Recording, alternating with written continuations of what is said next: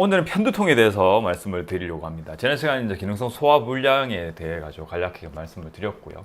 기능성 소화불량이 에 대해 가지고 이제 그 한의표준 임상진료 지침에서는 어떻게 설명을 하고 있고 어떠한 어떤 변증을 통해서 어떻게 치료를 하고 있는가에 대해 가지고 간략하게 말씀을 드렸고, 오늘은 이제 편두통에 대해서 말씀을 드려볼까 합니다. 자, 편두통은요.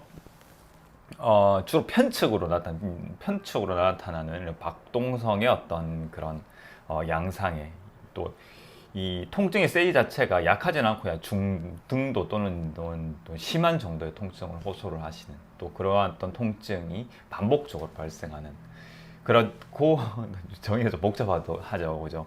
그리고 이러한 두통이 다른 어떤 기저질환으로 인해서 발생하는 게 아니라 그런 어떤 기저질환 없이 발생하는 그런 원발성의 두통 질환을 묶어서 편두통이라고 얘기를 합니다. 그래서 이 편두통은 상당히 많은 분들이 호소를 하고 계시고요. 그렇기 때문에 우리 일상생활에 많은 영향을 받고 있고, 또 삶의 질을 크게 떨어뜨릴 수 있는 그런 어떤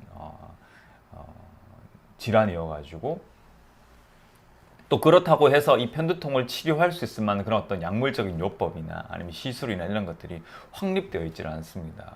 그래서 많은 분야에서 연구를 하고 있고 또 많이 관심을 가지고 있는 그런 어떤 질환이다라고 보시면 될 것 같으세요.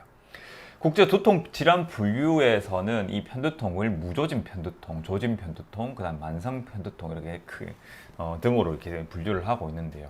무조진 편두통이란 거는 뭔가 기본적으로 뭔가 두통이 올 것 같은 그런 어떤 조짐이 없는 그런 어떤 편두통을 말하고요. 조진 편두통이라고 하면 그 아우라라고 하는 기본적으로 뭔가 두통이 일어나기 앞서 가지고 어떤 그런 그 징조가 보이는 그런 어떤 편두통을 얘기를 합니다. 그래서 두통과 함께 뭔가 국소적인 심리학적인 증상이 있는 경우를 조진 편두통이라고 얘기를 하고요. 그리고 만성 편두통은요, 3개월이 넘는 기간 동안에 한 달에 15일 이상 두통이 발생을 했고, 그 15일 중에서 8일을 넘는, 최소한 8일을 넘는 그런 어떤 기간 동안 이 편두통의 어떤 전형적인 양상을 보일 경우에 이런 만성 편두통이라고 이렇게 분류를 하게 됩니다. 이런 편두통은요, 진료를 함에 있어가지고 상당히 중요한 부분이, 이게 진짜 편두통이 맞는가, 아니면은 이러한 어떤 증상을 일으킬 수 있으면 다른 원인 질환이 있지는 않은가, 그러니까 즉 2차 두통인가 원발 두통인가에 대해 가지고 정확한 진단이 필요하거든요. 그리고 일단은 이제 그런 어떤 2차적인 그런 어떤 뭔가 두통이 아니고 또는 기저질환이 없이 뭔가 원발성의 두통으로서 편두통이다라고 이렇게 진단이 내려졌을 경우에는, 이러한 어떤 한의원이나 한방병원에서는 이 편두통의 임상적인 증상, 뭐 체질적인 요인, 이런 어떤 여러 질병의 어떤 성격들을 살펴가지고 한의학적으로 어떤 변증 유형에 해당이 되는지 이런 변증 진단도 하게 됩니다. 한의학적으로는 이 편두통에 대해서 오래 전부터 이렇게 이렇게 기술이 되어 왔습니다. 그래서 뭐 편두통이라고 하는 그 단어 자체가 이미 이제 한의학적인 의사에서 유래가 되었고요. 그 외에도 뭐 변두통, 그러니까 머리의 가쪽에서 발생하는 그런 두통이라는 얘기죠. 그다음에 두편통, 편두풍, 뭐 변두풍, 두풍이라는 그런 어떤 용어를 사용을 해서 이런 이제 편측으로 나타나는 두통 증상에 대해 가지고 설명을 하고 있었거든요. 그래서 그런 한의학적인 병증명이 있고, 그런 병증명에 따라서 이런 한의학적인 어떤 이제 변증, 또 이렇게 변증 유형도 이제 기술이 되게 되는데요. 뭐 간양, 상황, 담탁, 상요, 음혈, 후어, 어혈두통, 풍담, 어조, 풍열, 상요, 이거는 이제 한의학적인 용어이기 때문에 이런 게 있다라고 이해만 하시면 될 것 같습니다. 이런 변증 명에 대해 가지고는 이제 한의학을 공부하시는 분들이 더 열심히 이렇게 하실 거니까요.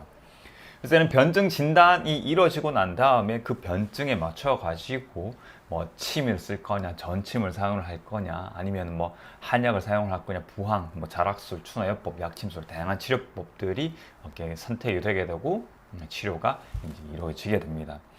주로 이런 임상 진료 지침에서는 일반적인 어떤 진통제 치료에 비해 가지고 침 치료나 아니면은 뭐 한약 치료나 부항 치료나 이런 것들이 과연 어떠한 이점이 있는가에 대해서 이렇게 기술을 하고 있거든요. 저희 BM 한방내과에서는 주로 있던 이제 그 편두통에 대해서 뭔가 두통기, 그러니까 이런 조짐을 보이거나 아니면은 두통이 시작이 되는 그런 어떤 그 기간이 이미 두통이 있는 그런 어떤 상황일 때에는 어떤 이제 약물을 복용을 하거나 이런 어떤 부분들이 조금 그런 것들보다는 이제 침 치료 또는 전침 치료가 좀 더 효과적인 것 같더라고요. 그래서 이건 제 개인적인 견해입니다. 그래서 이런 침 치료나 전침 치료를 이제 이렇게 사용을 하게 됐고요.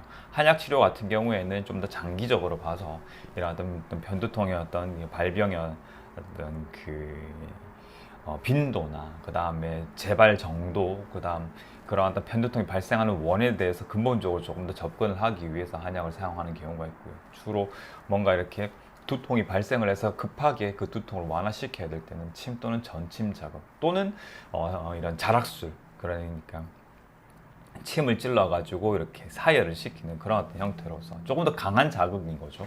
거기에다 부항캅을 붙이는 그런 어떤 자락 관법을 사용을 한다든지 이런 어떤 요법을 사용을 해서 치료를 하게 됩니다. 오늘은 이런 편두통에 대해 가지고 간략하게 한번 말씀을 드려봤고, 또 한의학적으로는 어떤 진단 과정, 어떤 치료법을 선택을 해서 치료를 할 수 있는지에 대해 가지고 간략하게 한번 말씀을 드려봤습니다.